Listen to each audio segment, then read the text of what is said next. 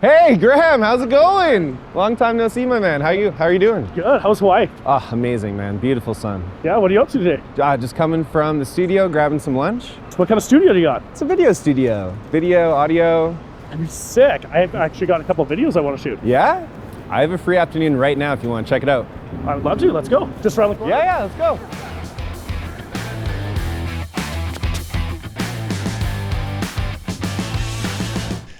So I'm thinking about replacing Poly B in my in-floor heating. Yeah. Are there certain professionals that I need to seek out, and what qualifications should I look for? Well, yes and no. This is kind of a double-edged answer here.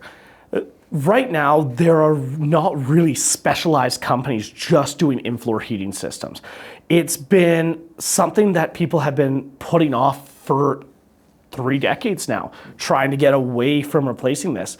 It is a huge monster project. So no, there's not specialized tradespeople out there just for in-floor heating.